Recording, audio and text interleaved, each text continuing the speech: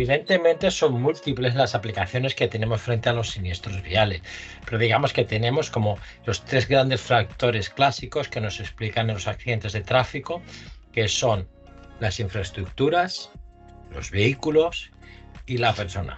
Cierto es que en los últimos tiempos y con el desarrollo empieza a aparecer un nuevo factor que tenemos que empezar a tener en cuenta y es la tecnología. La tecnología que va transversal a la adquisición de la tecnología por parte del vehículo, la transición de la tecnología por smart roads o vías inteligentes y la automatización de los vehículos y la implementación de tecnología con todos los sistemas de vehículo autónomo y automatización del vehículo.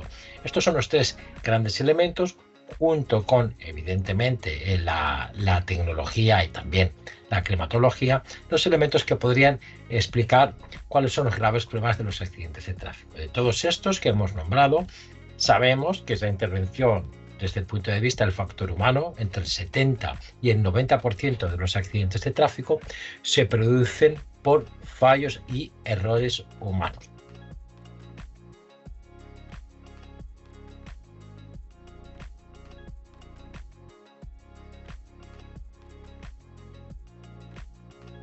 Evidentemente, un país, tiene que apostar por la salud y por la calidad de vida.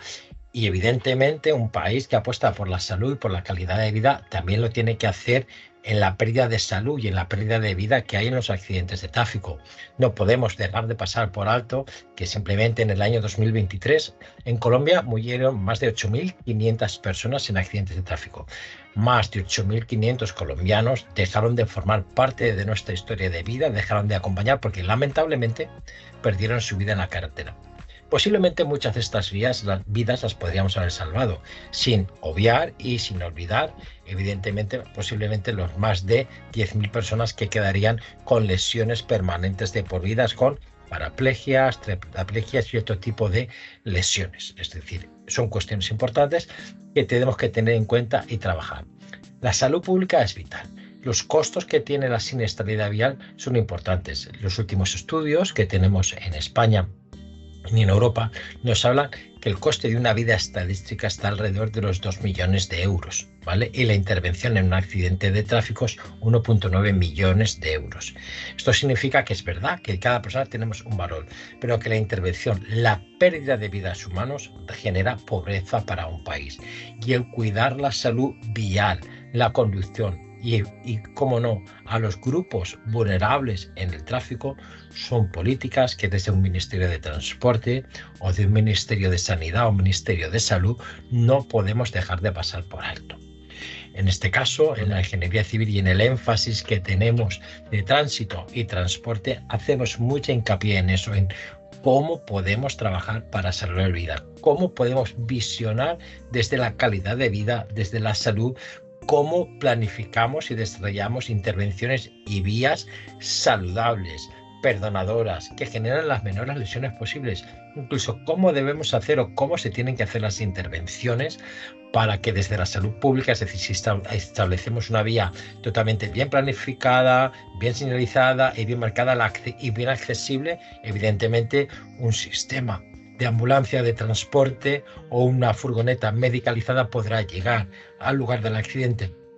Si nuestra vida, nuestra ciudad y nuestra infraestructura es caótica, evidentemente tendremos mayor accidente de tráfico y tampoco podremos trabajar para mejorar eso. Hay 3 variables básicas que tenemos que tener en cuenta de los modelos de salud: prevención, protección y reparación.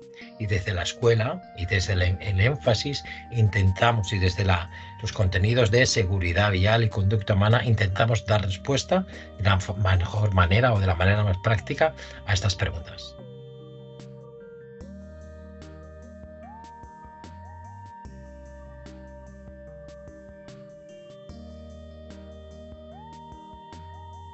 Evidentemente tenemos que hacer siempre, ya nos lo dice la Organización Mundial de la Salud, y tenemos los planes y la estrategia, las agendas de desarrollo sostenible, tenemos los grandes documentos mundiales que nos indican cómo que tenemos que trabajar con los vulnerables y que la prioridad en el ámbito del tráfico, la movilidad en la seguridad vial, además de la eficiencia energética, es la protección del vulnerable. ¿Con qué reto nos encontramos con los vulnerables? Evidentemente nos encontramos con ciclistas, o sea, todos aquellos que no son personas motorizadas, que no van a motor. Evidentemente hablamos del peatón a todos sus niveles, niños, personas mayores. Hablamos de los ciclistas, hablamos de la gente que va en patinetas, hablamos de la gente que va en vehículos de dos ruedas. Sabemos y todos somos conocedores del gran problema que tenemos también en ciudades en toda Colombia y concretamente en algunas ciudades como Villavicencio, Cali, incluso en el propio Bogotá con los vehículos de dos ruedas, concretamente con las motos. ¿Cómo hacemos? ¿Qué políticas que implementamos? Evidentemente, ¿cómo hacemos las infraestructuras pensando para ellos? Y evidentemente, ¿cómo educamos? ¿Cómo reeducamos? Y cómo sancionamos. Todas estas cuestiones son básicas para ellos, o sea, vulnerables, protegidos siempre, infraestructuras diseñadas, pensadas para ellos y no siempre la velocidad o hacer grandes vías y grandes infraestructuras de gran velocidad son las respuestas que necesitan las comunicaciones intermunicipales.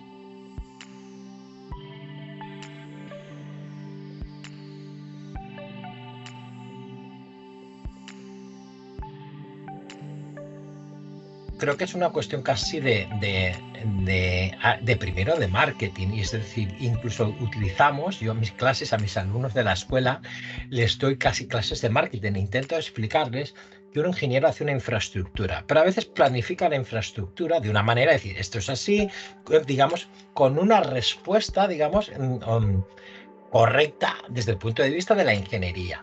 Pero yo le digo, muy bien, pero hemos pensado esa infraestructura para quién está destinada. ¿Hemos pensado en el usuario o no hemos pensado?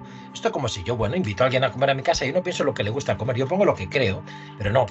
Realmente, ¿cómo vamos a vender esa infraestructura? Es decir, si es una zona residencial, tendrá que tener unas características. Si es una zona donde hay colegios, centros educativos o hay niños pequeños, zonas de ocio, tendrá que tener una velocidad y una infraestructura y unas características.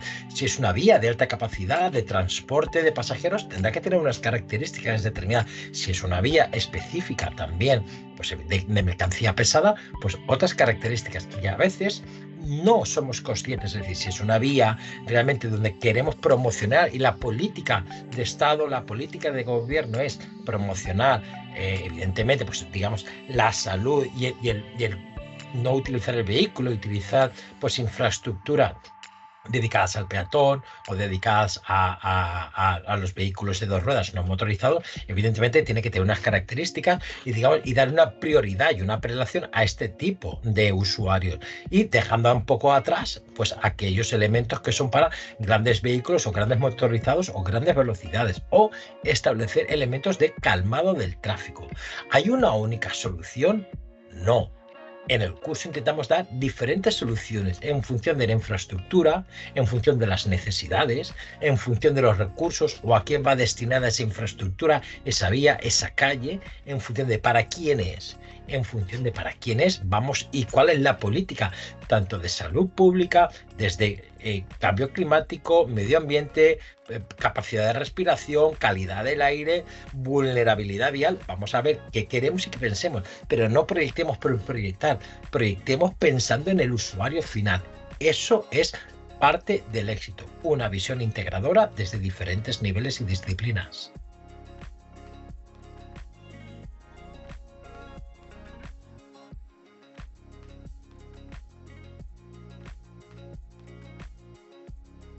Tenemos que preguntar a los usuarios. Nosotros practicamos, proyectamos una infraestructura y decimos, tenemos un carril bici y no se usa, o tenemos la calle 20 y pasa esto, o tenemos esto en cierta zona de la ciudad pues, que no podemos realizar, o que, ¿por qué no? Ingeniero, ¿qué pasa? Digo, lo que pasa pero proyectamos, hicimos la infraestructura, pero preguntamos la necesidad. Hoy solamente hicimos un trozo de carril bici, pero está mal conectado. Claro, tenemos que preguntar, una vez que tenemos infraestructura, ¿qué pasa? ¿Por qué el sujeto no la entiende? ¿Por qué no la usa? Porque quizá no le resulta cómoda, porque de igual no está bien trazada, o no está bien hecha, o es oscura, o se producen, evidentemente hemos hecho estudios donde tenemos como resultados como, evidentemente son zonas pocamente iluminadas, donde a veces se producen pues actos de delincuencia ciudadana. Es decir, con lo cual, evidentemente, la gente no va a pasar por esa infraestructura, no va a hacer uso, ya no por medio a un accidente vial, sino por cualquier tema de, pues no sé, pues de riesgo ciudadano o de delincuencia. Es decir, tenemos que tener en cuenta todo. O sea, las infraestructuras, además de seguras, tienen que estar bien iluminadas, tienen que ser bonitas, tienen que estar adecuadas a las circunstancias que tenemos. No vale, no, yo ya proyecté, ya yo ya hice, y yo, no, no, no, no, no. Hay que pensar de manera integradora.